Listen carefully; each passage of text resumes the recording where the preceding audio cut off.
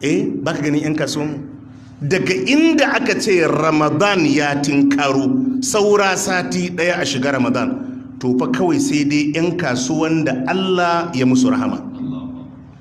Daga inda aka ce Ramadan saura sati ɗaya, to za ka fara jin tattasai ya fara tashi, za ka fara jin tumatur ya fara tashi. Wannan tattasen kuma wani za ka samu ma ya shekara 2 a aji.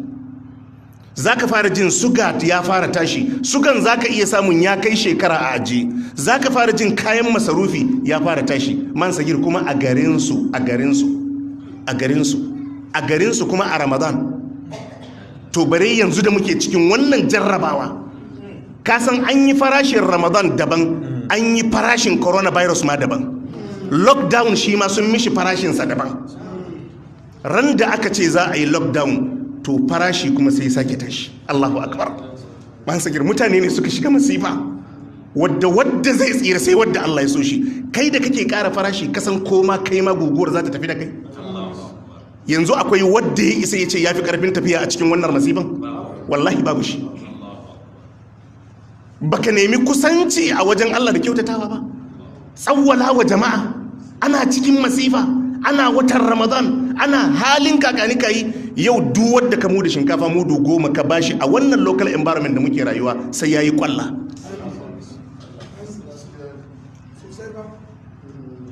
Wai a haka ne kuma bari in gaya maka wani abu da mutanenmu suka gagar fahimta. Shi Allah yana da tsari. Akwai hanyoyin da zaka bi ku zauna lafiya, akwai hanyoyin da zaka bi ba da ku zauna lafiya ba. Shi garinku in aka ce garinku, Doktor, Allah kaɗai ya san iya adadin mutanen da suke da falala a kanka a nan garin. Duk masifar da ka haddasa ta a garin nan baka isa ka gama lafiya ba, saboda akwai mutanen da suke da falala a kanka. Malai hai wallahi kai ma baka san iyakacinsu ba, kuma suna nan kuma suna bin ka bashi.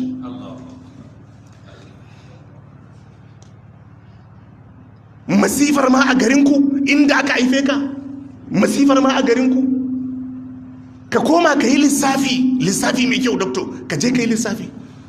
Wannan damar da Allah ya baka za ka samu yanzu a cikin garin nan akwai malamin da ka yi karatun allo a gunsa, shi ya ɗaura maka babbaku da farfaru. Wannan malamin yanzu 'ya'yansa da jikokinsa suna baje a garin, kai baka san su ba. Waɗannan 'ya'yansa ya kamata a ce inda ka san su ka musu 10 ta arziki, saboda ka amfani ubansu. Idan fa ka ƙara farashi ka saukar da masifar har akan 'ya'yan malamanka.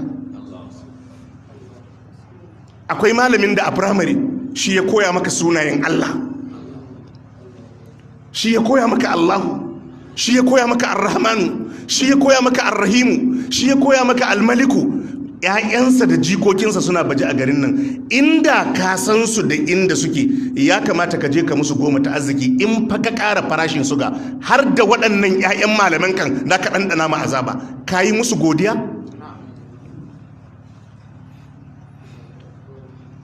Wani a garin shi ya koya maka lissafi, wani a garin shi ya koya maka turanci, wani a garin shi ya koya maka rubutun Hausa a makaranta, ba a gidanku aka koya maka ba. 'Ya'yansa da jikokinsa suna baje a cikin garin. In ka daga farashin nan duk zaka gana musu azaba ne. Abin da ya kamata kuma ka yi musu tukuici, saboda ubansu ka amfani rayuwarsa. Akwai gidan da zaka samu in kuna tafiya firamare a hanya, kuna tafiya gidan tsayawa kuke a hanya, ku ce bari ku shiga ku sha ruwa. Sai ku shiga gidan sai ku ce za mu sha ruwa, sai su ce ku shigo ku sha. Gidan nan ya kamata in kai dan halal ne, inda za ka iya tunowa ka je gidan ka musu 10 ta arziki. Yanzu fa in ka ƙara farashin shinkafa ko kayan masarufi, har da wannan gidan da kake shiga ka sha ruwan duk ka sa su a cikin masifa. Allah kaɗai ya san a garin nan waɗanda suke da falala a kanka. Wani shi ba ma ruwa ka sha a gidansa ba, kun yi group ne kawai za ku tafi makaranta, sai kuna wasa a hanya, sai ya ɗauki bulala ya kore ku ce ku tafi makaranta da hannunsa a cikin ci gabanka. Yanzu a cikin garin nan Allah kaɗai ya san 'ya'ya da jikokin wannan mutumin da kake ƙara farashi wa mutanen garin. wadda ya kamata inda ka san mutumin nan ka mishi goma ta arziki. Akwai abokan karatunka wadda tare kuka yi primary, tare kuka yi secondary, ajin ku daya, wataƙil duk cikinku kai kadai Allah ya ma wannan ɗaukakar. Wa'annan abokan kan wataƙil wani a gidansu ma sai kun bi gidansu kun ci abinci kafin ku wuce makaranta. Yau ka samu dama kuma 'ya'yan wa'annan abokan kan da 'yan uwansu da su duk za ka haɗa ka gana musu azaba. Da su duk da ka haɗa ka gana musu azaba. Waɗanda a rayuwa sun taimake ka. Ai kuɗi ya zama kuɗin banza, kuɗin da za ka gana wa jama'ar ka azaba da shi, kuɗin da za ka gana wa jama'ar ka da shi azaba da shi. Mutum nawa suka taimake ka a rayuwa, kuma kai alhaji da kake ganin kai ɗan kasuwa ne, ka tuna waɗanda ka taso da su abokanka, waɗanda kuka fara kasuwa da su. Wataƙil kai ne Allah ya baka nasibi ya sa albarka wa naka. Waɗannan abokanka da kuka yi firamare alhaji, waɗanda kuka yi sakandare, duka suna nan a cikin garin nan, 'ya'yansu suna yawo. In ka ƙara farashin shinkafa ko ka ƙara farashin masara, za fa ka gane azaba ma hadda 'ya'yan abokanka da jikokinsu. Ya kamata ka karya farashi, ya kamata ka karya farashi. Wata rana annabi sallallahu alaihi wa alihi wa sallam ya dawo daga yaƙi, ruwa ya yanke musu, ruwa ya yanke, ya tada sayyidina Ali da waɗansu daga cikin sahabbai, ya ce muna nan anan ku je ku nemo mana ruwa, ba ruwa. Suka gamu da wata baiwar Allah, ta je ta ɗebo ruwa a cikin jarkokinta. Suka tambaye ta ina da mu samu ruwa, ta ce daga nan zuwa inda za a samu ruwan kusan awa 24 ne. Suka ce ba za mu iya zuwa ba, amma ke ki wuce mu tafi da ke wajen annabi sallallahu alaihi wasallam tun daga ruwa a wajenki. Aka kai ta gun annabi sallallahu alaihi wa alihi wasallam. Annabi ya ce a sauke ruwa, aka sauke ruwa, ya ba masahabbansa ruwa suka sha. Cikin mu'ujizar annabi, kafin tabargun sai da aka mayar mata da ruwanta. Ta ce ita abin da ta lura tulun ma ya fi cika akan lokacin da ta zo da su. Bayan an bata ruwanta, annabi ya cire mayafinsa ya shimfiɗa, ya ce duk wanda muka yi amfani da ruwan nan kowa ya kawo wani abu a haɗa tallafi a ba matan nan. Ba musulma ba ce, ba musulma ba ce, ba musulma ba ce. Annabi ya ce kowa ya kawo, mai dabuwa ya kawo ya saka, mai gari ya kawo ya saka, mai dabino ya kawo ya saka. Haka aka hada aka kulle mata babban kulli. Annabi ya ce gashi mun miki alkhairi. Ta tafi, bayan ta tafi kuma annabi ya yi doka duk yakin da za a yi kar a shiga garinsu. Ba musulma ba ce, ruwa ta basu. Annabi ya ce kar a shiga garinsu wannan matan. Ita da kanta ba wanda ya yi magana. An yaki gefe, an yaki hagu, an yaki dama, ko ina garin. Ita da kanta ta fito ta yi shela, ta ce ku zo mu musulunta, wannan mutumin ya mana kara. Akan ruwan sha, akan ruwan sha. Garin da aka haife ka, matar da ta karbi ungozo marka, aka haife ka ta karbi aihuwanka, ita ma 'ya'yanta da jikokinta suna cikin garin, kuke haduwa ku gana musu azaba. Ai dukiya ba ta yi ba, dukiya ba ta yi ba. Don Allah ya baku arziki na kasuwa, Allah ya baku arziki na kasuwa. Ku ta sabayin Allah a gaba da zalunci, ku ta sabayin Allah a gaba da zalunci. Wallahi ruwa ne, arniya ce, ba musulma ba ce. Annabi ya ce a ɗaga mata kafa, bayan an mata kyauta ya ce kuma kar a sake shiga garinsu. Ita da kanta ta fito ta ce haba jama'a ku zo mu musulunta, mutumin nan ya mana kara ya mana zumunci. Ba musulma ba ce. Wadda a garin Bauchi baka san iya waɗanda suka taimake ka ba, a Kano baka san iya waɗanda suka taimake ka ba. Wadda ya ma kaciya yana nan a garin da 'ya'yansa da jikokinsa, in ka ɗaga farashi shi ma za ka cutar da shi. Abokanan babanka suna nan a garin, aminan babanka suna nan, 'ya'yansu suna nan, jikokinsu suna nan a garinku. Ku dinga tayar da masifa a cikin garinku. To wadda ya san, wadda yake ɗan halal shi ya san abu na goma na arziki a rayuwa. Amma yadda mutanen mu kuke yi ba za ku gama lafiya ba. In ba ku tuba kun gyara ba za ku gama lafiya ba. In ba ku tuba kun gyara ba za ku gama lafiya ba. Ka duba kisar wannan mutumin da annabi sallallahu alaihi wasallam ya bar mutane uku a cikin banu Isra'il, da wannan mai ciwon kora, da makaho, da mai ciwon barsu din nan. Annabi ya bada labarin su uku. da jarrabawar da Allah ya musu. Wannan Allah ya bashi garke na raƙuma, wannan Allah ya bashi garke na shanu, wannan aka bashi garke na awaki da tumaki. Sai aka jarabce su da mala'ika ya zo ya nemi taimako da tallafi a gunsu.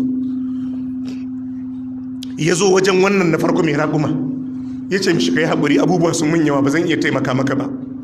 Ya zo gun mai shanu, ya ce mishi kai haƙuri, ba zan iya tallafa maka ba. Ya zo wajen mai awakin, kala ya ce rajulun miskin wabnu sabil, ya ce mishi ni mutum ne miskini matafi, in kafa biyal hibalu fi safari, igiyar da zan rike ni isa cikin 'ya'yana da matana ya yanke, ma'ana guzirina ya katse, fala balaga liyal yawma illa billahi thumma bika.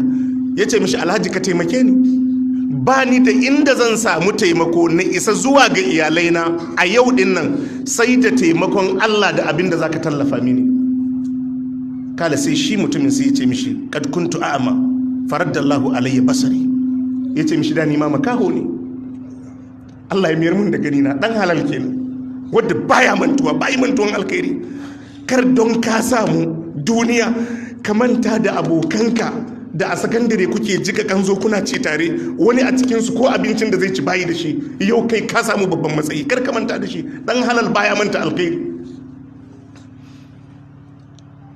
Wani yadda kuka taso kuna tafiya firamare gidansu kuke zuwa ku sha kunu tukunna ku wuce makaranta, in ka tuna da shi ka je ka musu goma ta arziki. Wannan shine ya nuna arziki mai albarka.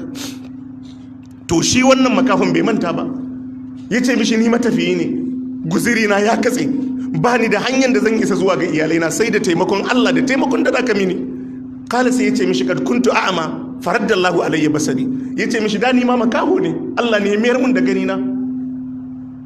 Kusma shi ita wa da'ama shi ita, ya ce ga nan dukiyar, ga awakin, ga dabbobin, ya ce ka je ka ɗebi duk abin da kake so, ka bar mun abin da kake so. Fa wallahi, ya ce na rantse da Allah, la ajhadaka al-yawm